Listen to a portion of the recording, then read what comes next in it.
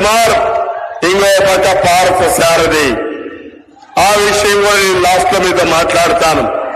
ఇంకో పక్క మీరు ఒకసారి చూస్తే ఈరోజు రాష్ట్రంలో పోలవరం మీద ఒక నిర్దిష్టమైన హామీ చెప్పారు.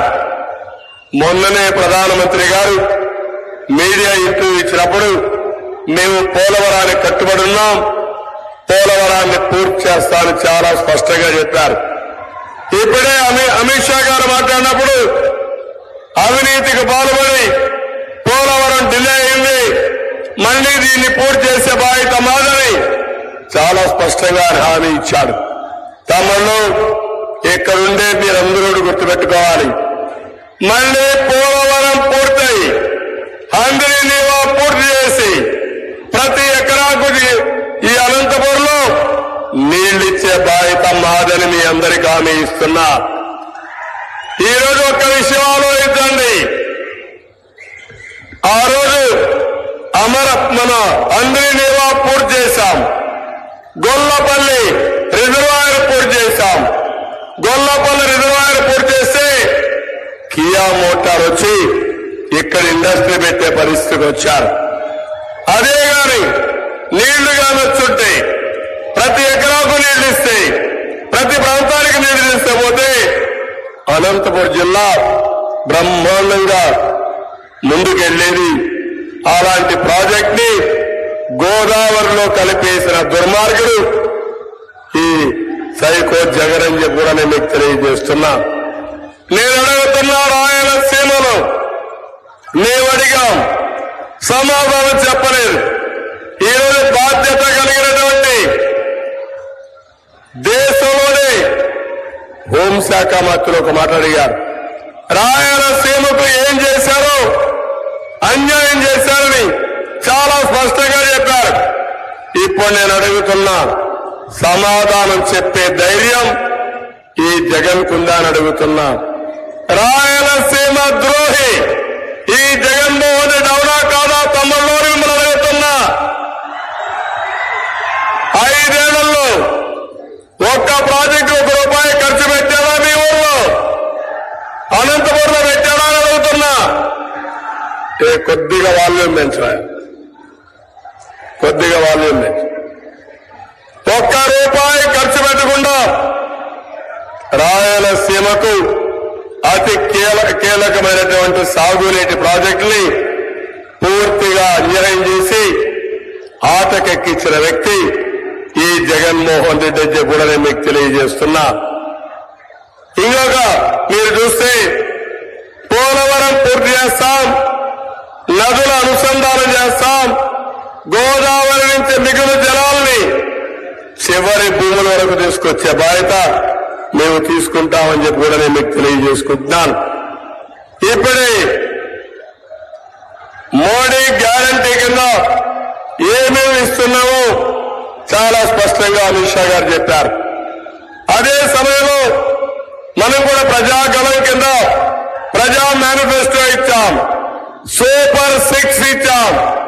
ఈ రెండు కలుపుకుంటే ఈ రాష్ట్రానికి ప్రజలకు ఎంతో ఉపయోగపడుతుంది. ఆ విషయం కూడా మీరు గుర్తుపెట్టుకోవాల్సిన అవసరం ఉంది.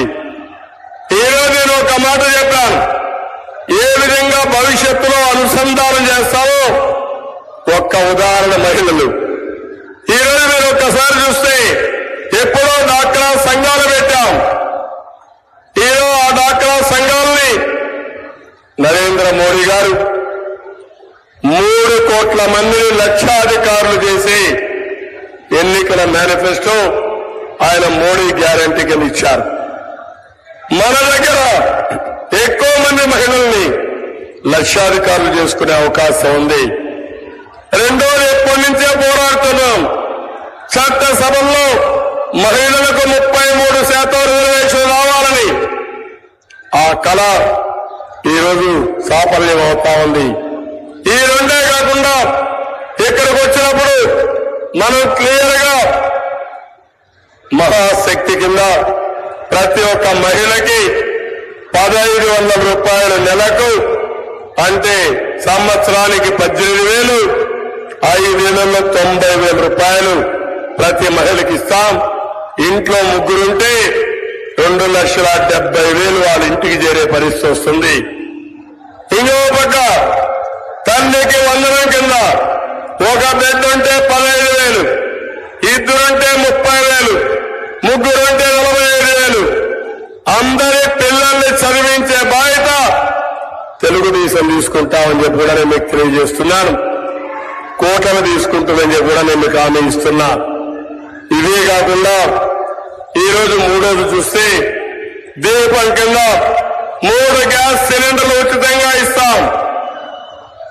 3 గ్యాస్ సిలిండర్ల వల్ల పేదవాళ్ళందరూ మళ్ళా గ్యాస్ వాడుకునే పరిస్థితికి వస్తారు. ఇవే కాకుండా ఆర్టీసీల్లో ఉచిత ప్రయాణ సౌకర్యం ఏర్పాటు చేస్తాం. అటు కేంద్రం ఇటు రాష్ట్రం ఇచ్చే ఎన్నికల మేనిఫెస్టో వల్ల మహిళలకు ఎనలేని ప్రయోజనం వస్తుంది. ఈ విషయం మీరు గుర్తుపెట్టుకోవాల్సిన అవసరం ఉంది. సమర్థవంతమైన నాయకత్వం ఉంటే, కేంద్ర సహకారం తీసుకుంటే మన మహిళలకు కానీ సమాజానికి కానీ చాలా మంచి జరిగే పరిస్థితి వస్తుంది. ఈ విషయంలో మీరందరూ కూడా ప్రజల్లోకి తీసుకుపోవాల్సిన అవసరం ఉంది. రెండోది గుర్తుపెట్టుకోవాలి, ఈరోజు కేంద్రం యువత కోసం పనిచేస్తా ఉంది. ఇక్కడ పెట్టుబడులు తరివేశాడు. ₹1 పెట్టుబడి రాలేదు, డిఎస్సి పెట్టలేదు. అందుకే యువగళం కింద ఒక హామీ ఇచ్చాను. తెలుగుదేశం వస్తానే, కూటమి వస్తానే మొదటి సంతకం మెగా డిఎస్సికే పెడతామని మీ అందరికీ హామీ ఇస్తున్నా. ఇది కాకుండా 20 లక్షల ఉద్యోగాలు 5 ఏళ్లలో ప్రతి సంవత్సరం 4 లక్షల ఉద్యోగాలు క్రియేట్ చేసే బాధ్యత మాది. ఉద్యోగం వచ్చే వరకు 3,000 రూపాయలు నిరుద్యోగ భృతి ఇస్తామని చెప్పి కూడా నేను మీకు తెలియజేస్తున్నా. ఈరోజు దీనివల్ల నిర్వీర్యమైనటువంటి యువత వాళ్ళ భవిష్యత్తు బంగారు భవిష్యత్తు అవుతుంది. అదే మరి పబ్లిక్ సర్వీస్ కమిషన్ల పరీక్షలు పెడతాం. ఇవి కాకుండా పెట్టుబడులు వస్తాయి. పెట్టుబడులు వస్తే ప్రైవేట్ ఉద్యోగాలు వస్తాయి.